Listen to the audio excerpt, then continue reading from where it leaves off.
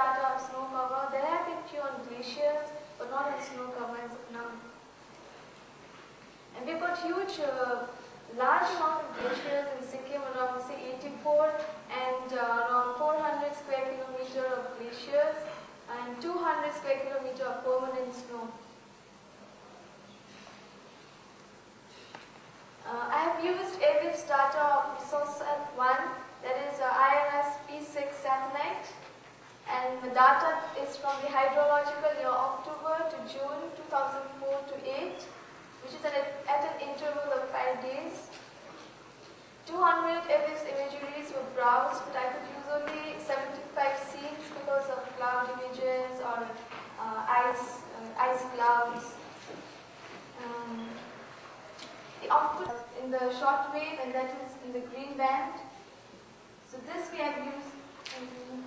The methodology I have used is the algorithm, which has been prepared by Dr. Kulkarni and team, which is based on the NDSI value of 0.4 and above. The reflectance of snow is high in band 2, whereas it observes in band 5, so this difference has been used in the algorithm. You can see this high reflectance. Snow is highly reflected in the visible, and it observes in the short wave infrared region.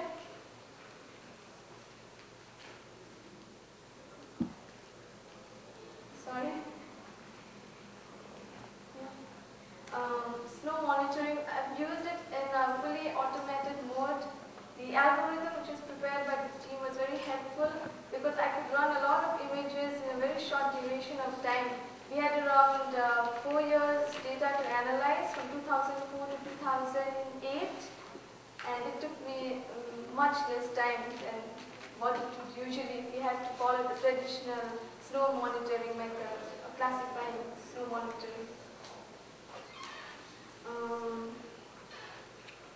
The snow monitoring algorithm, it generates snow and cloud products for 5 dailies and also composite. The original algorithm has it for 10 daily, but we could not use 10 daily in Sikkim because almost the alternative image, that is after 5 days or so, it would be covered by snow. So there was a few modification. Instead of putting 10 daily, we put composite, as in we checked, like whichever scenes were not cloud covered, we put that in.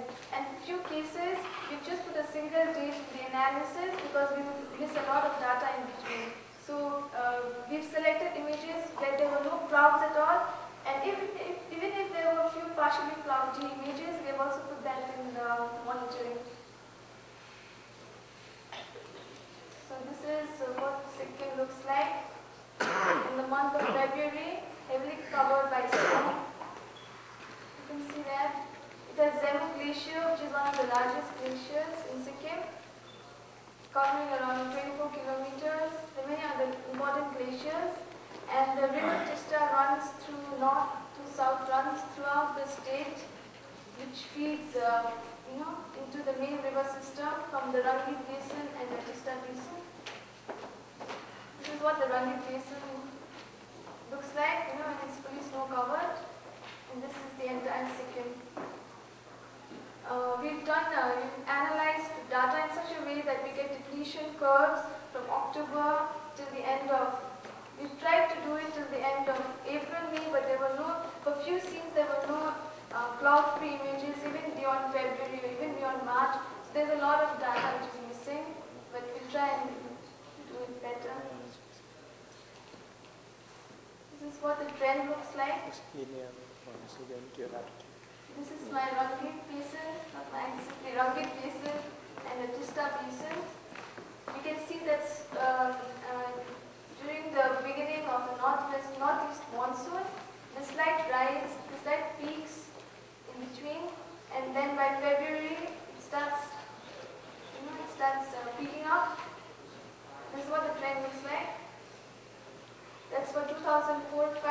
Likewise, for 4 to 8, the analysis is the same throughout, except for a few years because the images were partially cloudy. But more or less, for all the years, they have the same trend. we've put the data in such a way that it will be useful for government services or for departments who are into forest, will be working with different hydropower projects. So we have made it in such a way that it is easily understood and reachable to the people.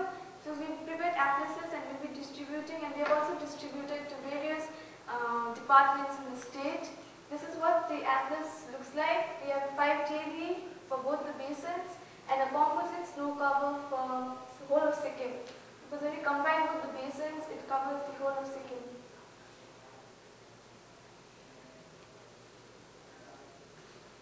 This is what it looks like in the image. When you see the trend from November to February, we see accumulation and ablation seasonal snow cover in Sikkim varying throughout the months.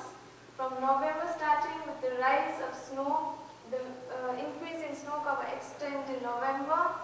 It reduces in December and January. Usually we feel January has a lot of snow cover, but that's not the case.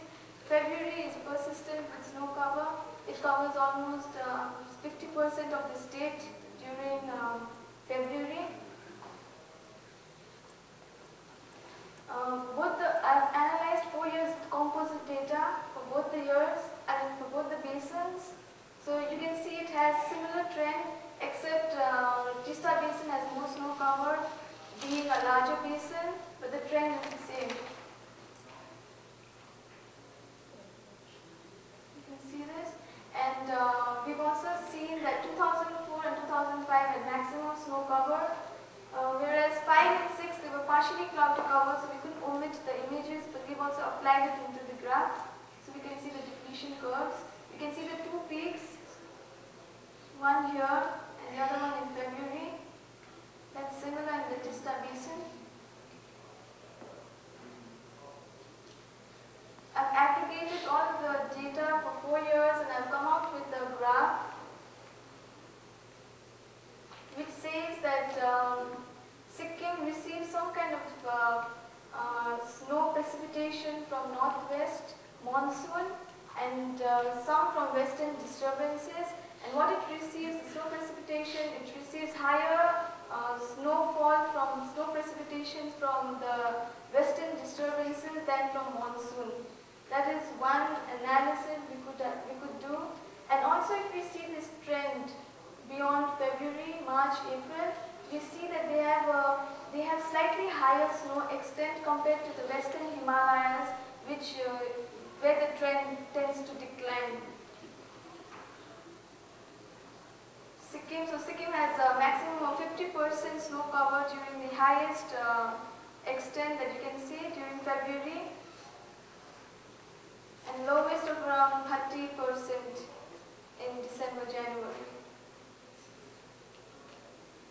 The challenges we face is with cloud now, but we'll be trying and working with microwave data, which could help us a lot in getting in, filling the gap beyond April, May, June, if it is helpful in some way. We're trying at that. And the other problem in Sikkim is there are lots of vegetation even in the higher altitude, because you have around 116 kilometers of distance between north and south, with an elevation from say 300 meters to 8,000 meters within such a short span. So there are lots of snow cover below your vegetation, which cannot be detected through the algorithm. So we'll try and work on that as